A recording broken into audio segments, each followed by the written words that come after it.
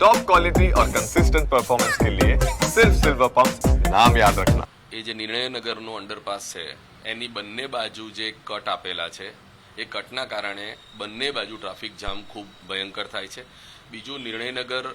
વિસ્તારમાં એટલી બધી આબાદી છે, ઘણા બધા લોકો રહે છે, પણ એમની પાસે બહાર નીકળવા માટે માત્ર એક આ જ રોડ છે. એટલે ત્યાં ફરજિયાત લોકો પ્રોપર સુવિધા અને રોડ ડિઝાઇનની ફોલ્ટના કારણે રોંગ સાઈડ જવા માટે પ્રેરાય છે. નિર્ણયનગર પાસે જે એક આખું કોમ્પ્લેક્સ છે જે હોસ્પિટલ એટલે મેડિકલ ફેસિલિટીઝવાળું છે, એની એમ્બ્યુલન્સને પણ ઘણીવાર આવતા જતા તકલીફ પડે છે. સજેશન એ છે કે જે રેલવે બ્રિજ વચ્ચેથી પસાર થાય છે એની બંને બાજુ પૂરતી જગ્યા તો છે, અને જો જગ્યા નથી તો તમે એક એક્સ્ટ્રા સ્લેબ બનાવીને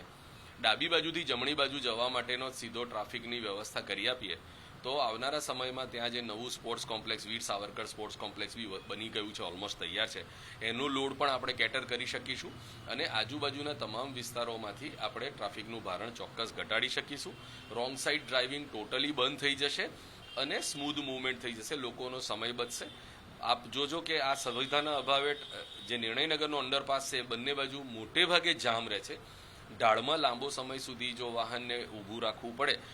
અને જો કંઈક કંટ્રોલ કોઈ પણ એક ડ્રાઈવરનો ખરાબ થાય તો ઘણી મોટી જાનહાનિ અને અકસ્માતોની સંભાવના વધી શકે છે. માટે એક નવતર પ્રયોગ સ્વરૂપે આ રેલવે લાઇનની બંને બાજુ આરસીસીના સ્લેબ બનાવી અથવા તો જે પણ સ્ટ્રક્ચર બનાવીને કાર અને ટુ વ્હીલર જઈ શકે સામસામે એવી વ્યવસ્થા ગોઠવવાની જરૂર છે. અને કેકે નગર 4 રસ્તાવાળો રોડ જે નિર્ણયનગર પાસે મળે છે ત્યાં એક અંડરપાસ આપી દઈએ જો રેલવેની નીચેથી તો સીધો રાણીપ અને ન્યૂ રાણીપ તરફ આખો ટ્રાફિક ડાયવર્ટ થઈ શકે તેમ છે અને મુખ્ય 4 રસ્તાના ભારણો આપણે ઘટાડી શકાય છે. ટૂંકમાં પ્રોપર વિચારીને લોકોની જરૂરિયાતને સમજીને વાહનોની મૂવમેન્ટને સમજીને જો રીએન્જિનિયરિંગ કરવામાં આવે, વાહન આપણા રસ્તાની એક્ઝિસ્ટિંગ ડિઝાઇનમાં ફેરફાર કરવામાં આવે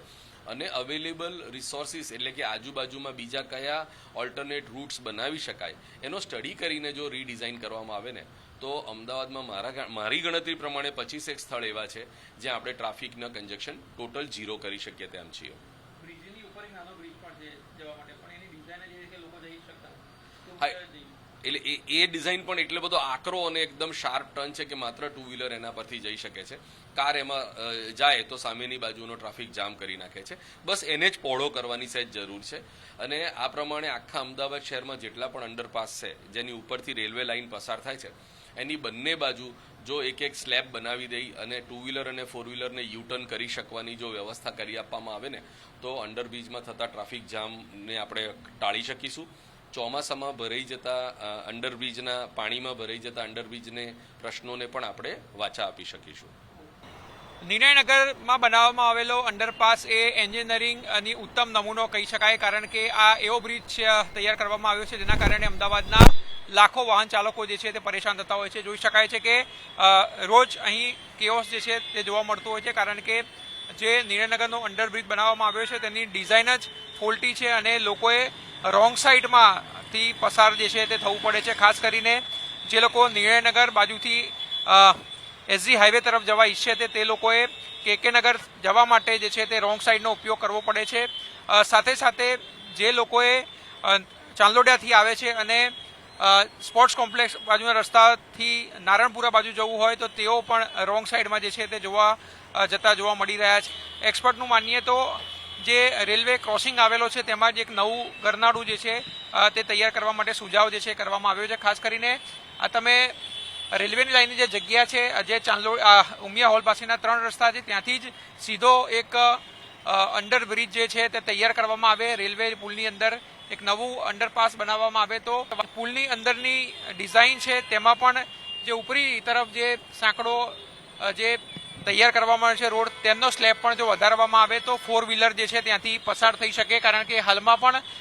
જે ફક્ત 2 વ્હીલર જઈ શકે તે પ્રકારથી આ રસ્તો જે છે તે તૈયાર કરવામાં આવ્યો છે. એટલે જો કોઈ 4 વ્હીલર જાય તો ત્યાં પણ ક્યાંક ને ક્યાંક ફસાઈ જવાની દહેશત જે છે તે જોવા મળતી હોય છે.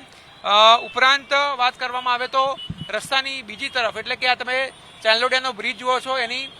બીજી તરફ પણ લોકો જે છે તે પરેશાન થાય છે, તો ત્યાં પણ એક પ્રકારથી સ્લેબ તૈયાર કરવામાં આવે તો લોકોએ આ તરફ આવવું પણ જે છે તે ઘટે અને લોકો સીધા જ સ્પોર્ટ્સ કોમ્પ્લેક્સ તરફ જઈ શકે અને સીધું જ ત્યાંથી નિર્ણયનગર તરફ જઈ શકે છે. પરંતુ કોર્પોરેશન અને અમદાવાદનો ટ્રાફિક વિભાગ દ્વારા આવી કોઈપણ પ્રકારની વ્યવસ્થાઓ જે છે તે કરવામાં નથી આવી અને તેના કારણે આ પ્રકારના ટ્રાફિક જામના દ્રશ્યો જે છે તે જોવા મળે છે. જોઈ શકાય છે કે હાલમાં અનેક વાહનો જે છે તે અહીંયા ફસાયા છે અને